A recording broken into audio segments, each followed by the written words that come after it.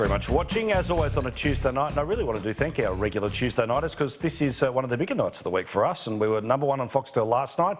Fingers crossed again tomorrow night. So thank you very much to Hugh McDermott, to the delightful Bronwyn Bishop, our occasional guest, but at any time he's always welcome, Senator David Leyonhjelm, and plenty more in the next little while. In a second, we'll do highlights, lowlights of the year, all the rest of it here. But our mate Richo has punched down an interesting piece today in the Australian newspaper. Richo, I thought we were friends, but now you want to put tax on sugar. I'm a fat man. This is all I consume. It's literally fat and sugar. And one half of that you want to put tax on. Not to mention the cigars. Anyway, I love you, brother. He says, big sugar companies act much like tobacco did 40 years ago, when the link between smoking and cancers and heart attacks were becoming more obvious. The industry produced tons of well-funded nonsense that paraded as genuine research. His belief is the consequences of sugar lead to ongoing health issues, a la tobacco. Therefore, a tax should be on top of it to help pay for them. I reckon you might be a no on this, Senator. I reckon you might be right. Richo ought to stick at writing books about how to win branch stacking in the Labor Party. Honestly, he is way out of his depth on this issue. First of all, I mean, why just pick on poor old sucrose? There's lots of other sugars anyway. The evidence that sugar does cause obesity is pretty shaky. Other countries have done exactly what he's arguing for and put taxes on sugar. It's done bugger all. And so, you know, I really don't think he's on very safe ground scientifically. He's well outside his normal political area of expertise. But even this thing where to take it out of the Richo situation, which is, there would be the constant conversation in Canberra, which is, for goodness sake, the spending of this joint is ripping through the roof. We have to find alternative revenue measures here. Now, if we turn around and fiddle with people's wages directly, there's hell to pay. If we're able to dress it up as a health concern, then we'd be able to, a la smoking, $11.5 billion. They only made $6 billion out of petrol taxes last year, by the way, kids. This is a pot of gold as much as anything else. Is this the logic that might be at play? I doubt if it motivates Richo, but yeah, that certainly would play in the minds of the health bureaucrats who I do battle with in estimates, who tell me, sit there and tell me with straight faces what wonderful job they're doing, taxing the hell out of us on smokes and alcohol and things like that. And the evidence, you know, contradicts them over and over and over again, and yet they're not for changing. And when I raise it with the financial side of the government, the finance minister, treasurer, they don't give us damn about the argument. They just, you know, smile and look at think about the money. Yeah, correct. Let's move on. By the way, what about our production team here? God love you, Chris. Look at how he's trying to tempt me with all of this overlay of stuff that I would love to have a quick snap at. That has no sugar in it, by the way, the Coke Zero. But anyway, Bronwyn, what do you think here about this being a potential area to find some cash? If the solution's supposed to be a new tax, then it's a stupid damn question in the first place.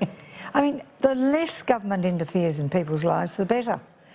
Government does nothing to assist the running of the economy and the pleasure and the enjoyment of life by its overindulgent intervention. But if the expectation is that I can go through as the citizen, I can go through my life, just as the devil's advocate here, I can go through my whole life eating whatever I want, drinking whatever I want, and then you have to pay for the health consequences of that later in life. Is that okay? It is such a spurious argument. But I'm saying this is what comes back at you. Within our society, we say everybody is equal for opportunity and before the law. They are free to live a life that they choose within the confines of the law. But telling people what they can eat, what they can drink, what they can do with their lives is none of the business of government. Next, I made a speech once in the Senate when cigarettes were banned. I said that this will be a precedent. They will creep slowly into more and more areas of our life. And the fact of the matter is, I think I even quoted they'll ban certain types of lounge chairs because you're not sitting accurately, and the government will tell you how you've got to sit. It's none of their damn business. Hugh, what's your thoughts? We've got a significant epidemic in regards to diabetes in Australia, in Western Sydney, especially in working class areas.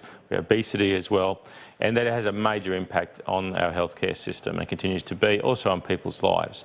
Now, there has to be strategies to deal with this problem. Now, putting more taxes on sugar, I don't know if that's the strategy we need. I think that, okay, you can consider it, but there are other ways of doing it, education programs, working out ways of supplementing so there's cheaper food as part of the better education programs for children. We've got different programs in our schools as well. These are the things that change people's lives. These are the things that actually break diabetes, they break obesity. Saying to a company, okay, we're going to tax you more, right? Well, they'll then go, okay, we'll take the tax, all right, and then they'll just knock it over to people who can't afford it even more. So I don't see them saying, all right, people saying we're just going to give up Coke.